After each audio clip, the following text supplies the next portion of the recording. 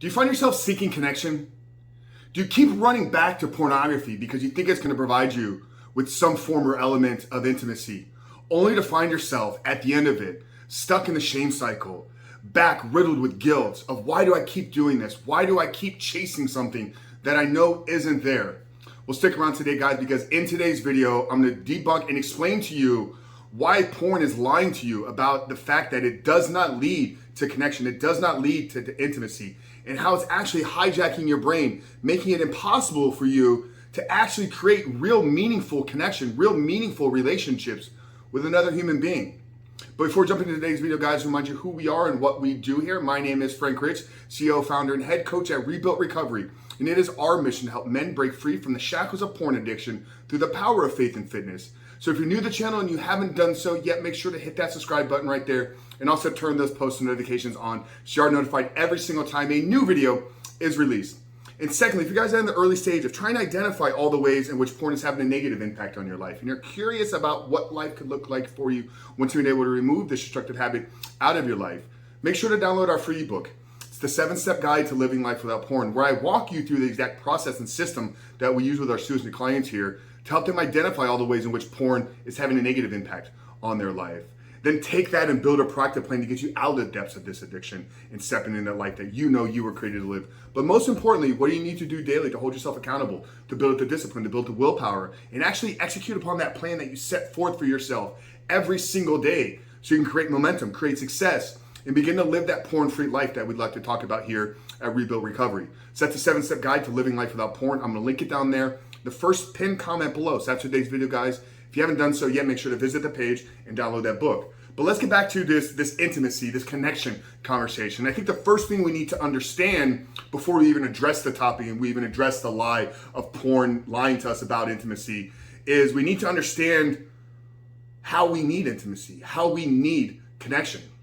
It's a part of our makeup. It's a part of our wiring as a human being. We literally need other people. We need connection. We need relationships in our lives.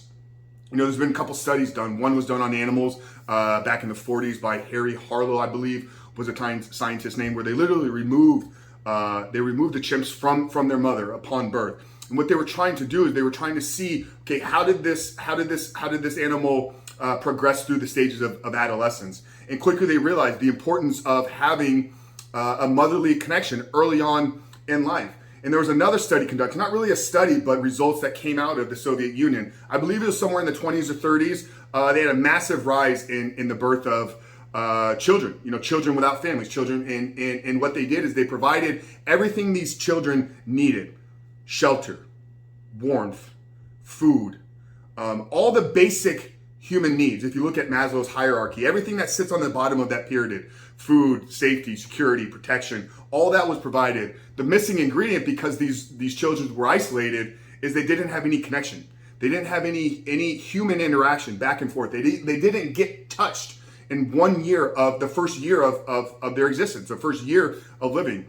And I don't know the study or the statistics off the top of my head, but it was somewhere near like 80% of them died within that first year. Literally, a human being, a baby, a child that is not touched within the first year of birth has a very high probability that it will not die. And those that live create all types of mental disorders, emotional issues, and so forth. So we know that the connection, the intimacy, is a part of our being. It's a part of the makeup that makes us human beings. So it's something that we're going to need. Now, here's where the problem comes, because somewhere in our path of life, somewhere in the trajectory of us from childhood to adults, somewhere in that intimacy has been hijacked.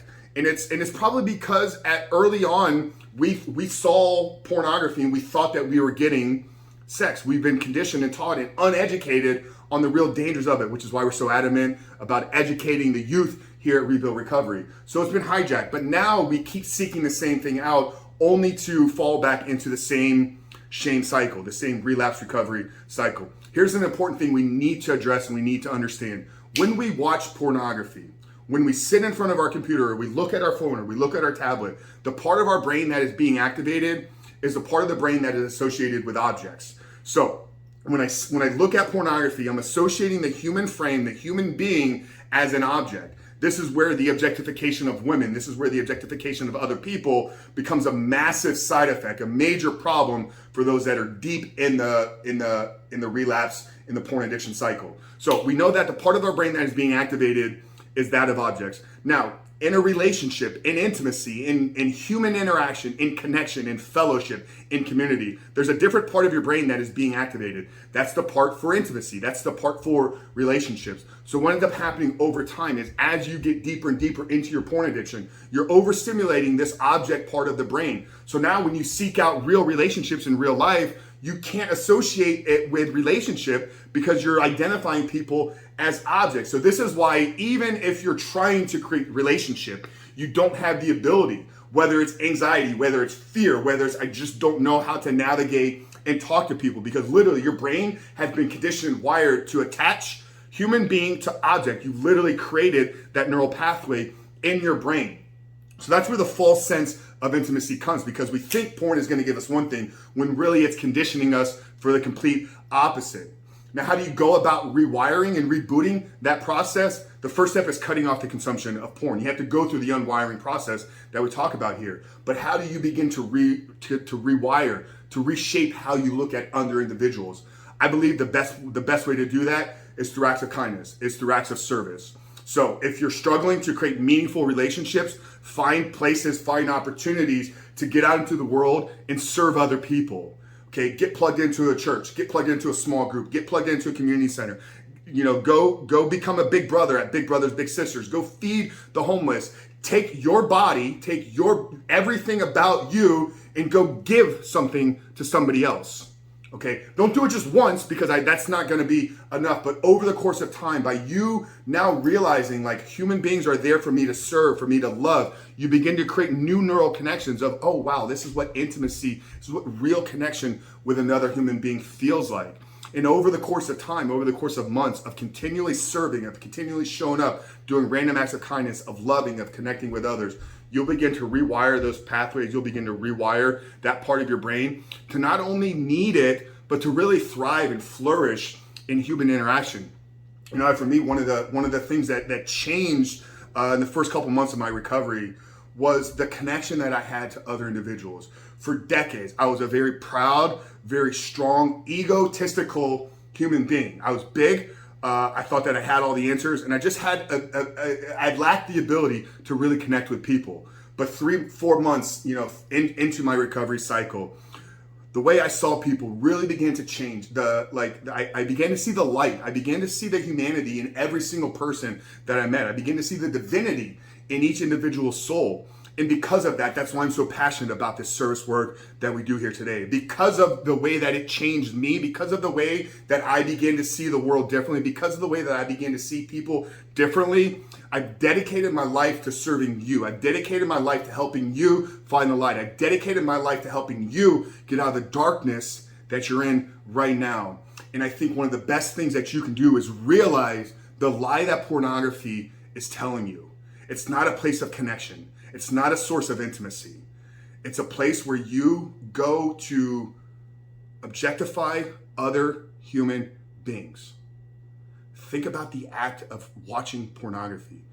You are consuming multiple human beings for your own instant pleasure, for your own short-term gratification.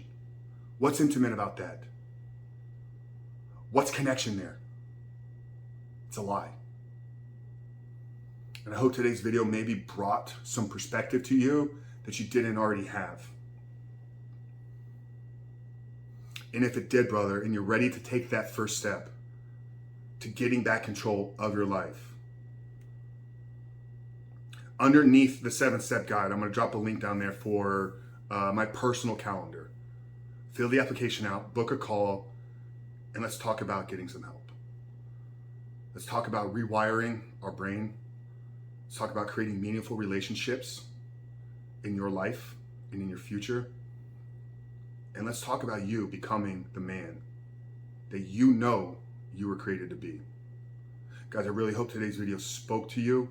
I hope that it helped shine a new light of perspective on the dangers of pornography. If it did, guys, you can help and support us in 2 ways. First off, if you haven't done so yet, hit that subscribe button, turn those post notifications on. But drop us a comment down there below. Share with us what from today's video spoke to you. Share with us what changed your perspective.